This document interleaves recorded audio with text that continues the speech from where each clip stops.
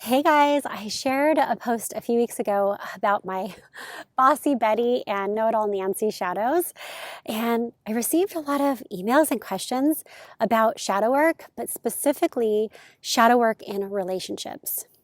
And gosh, with this quarantine life, it's put a big squeeze on our life in general, but especially on our love life.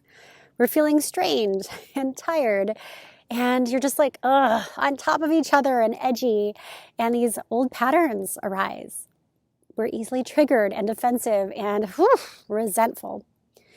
And there might be a lack of communication and connection, and it can feel really isolating and empty. Now, whether you're in a relationship or you're looking for love, I hope today's little conversation helps you have even just a little aha moment to know yourself better and empower you to have a deeper connection and communication with your partner and yourself. Gosh, I know we love our partners, but we get freaking so triggered by them, right? And our triggers can be our greatest teachers if we're open to learning about them and ourselves. And you've heard it before, you cannot change anybody, and there's not going to be a quick fix to finding love or making love easy. And here's the hard truth, and you know it too, is change happens with you, always. And you being your best you attracts the right partner and kind of up levels your current relationship. And I see you. You are exhausted from superficial dating.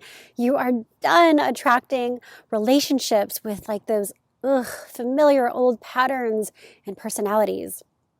And you're craving this mature, lasting partnership. And you're just tired of walking on eggshells, right? When things are good, they're really good. And then when things are bad, it's they're really awful. And you're nervous to have hard conversations because you don't want to rock the boat. And I see you are exhausted. You're exhausted from having your old patterns and limiting beliefs continue to sabotage your relationships. And you want to feel heard. You want to feel seen. You want to feel like a priority. And you are done trying to fix anyone. And you really just want to get your partner to want to heal and grow together, right? Not by force, but they want to.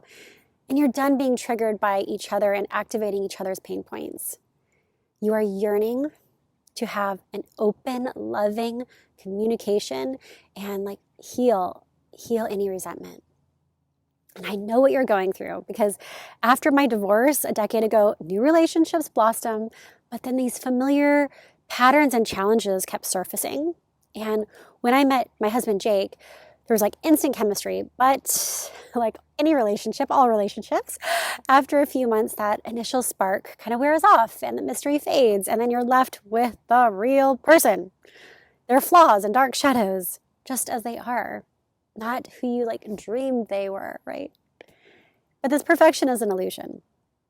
And our relationships are mirrors to reflect where we need to heal broken parts of ourselves. And I got a lot of dark shadows. So insecure Sally, needy Nancy, jealous Jan just seem to continually sabotage my relationships. And then Jake's selfish and stubborn shadows just they butt heads and activated my dark shadows. And sometimes they just really made me feel unloved and not important. And I was done. I wanted to break this destructive cycle with Jake so I could heal myself and be free. So no matter where you're at in your love life, every relationship is a teacher. And we attract what we need to heal. And I don't know about you, but pointing the finger and holding on to resentment or, feeling like a victim only adds to this wall between you and keeps you guys stuck from evolving. So my invitation is to, instead of focusing on how your partner needs to change or what he's not doing, turn the mirror in on yourself. What are your dark shadows that continue to sabotage your relationships? What limiting beliefs about yourself do you bring into your partnership?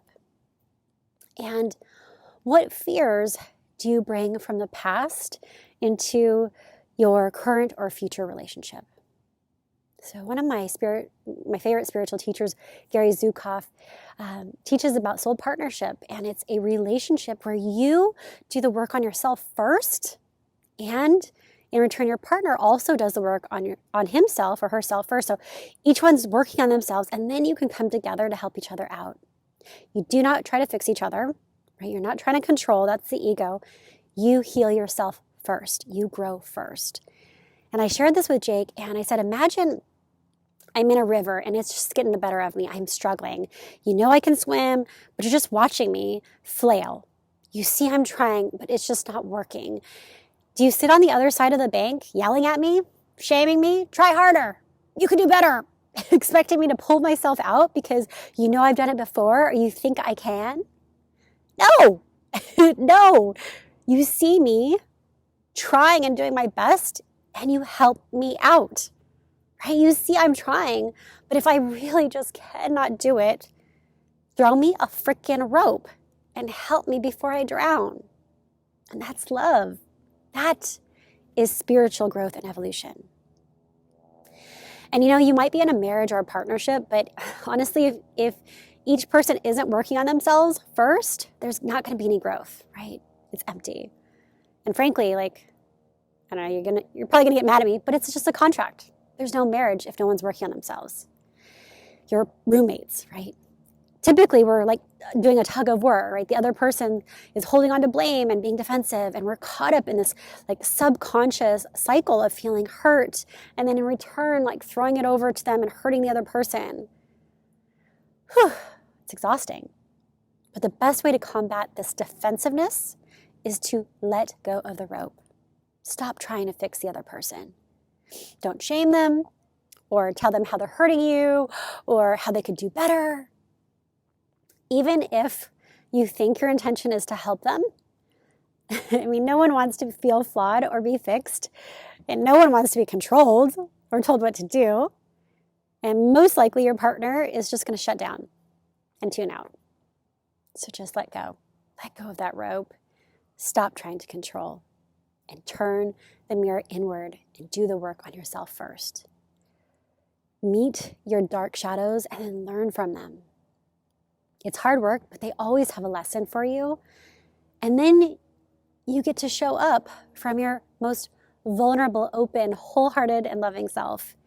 And I know it's really scary, but when you show up from that place of love and curiosity and empathy and openness, not from the ego of control and righteousness, 9 times out of 10, your partner is going to meet you there because you are leading by example, not by force. And your action of shifting your perspective and growing first inspires them to do the same. Or it doesn't, right? It doesn't, and that's okay too. And they will shed and you will grow and it's all going to work out, right? So whether shadow work is totally familiar or absolutely new to you, your shadows are always going to be there and you cannot escape them. But what you resist persists. So why not do the work? And I know it's tough work and it's really brave work to turn the mirror inward to heal yourself. If you want to change your outer world, begin by changing your inner world. And that's why I created Soul School, to help support you through life's transitions to your biggest transformation, so you can become the person you want to be and create the life you desire. And I know, transformation, that word is intimidating, but really transformation is simply a shift in perspective. These small shifts done consistently create a new you, a more powerful, connected, and loving you.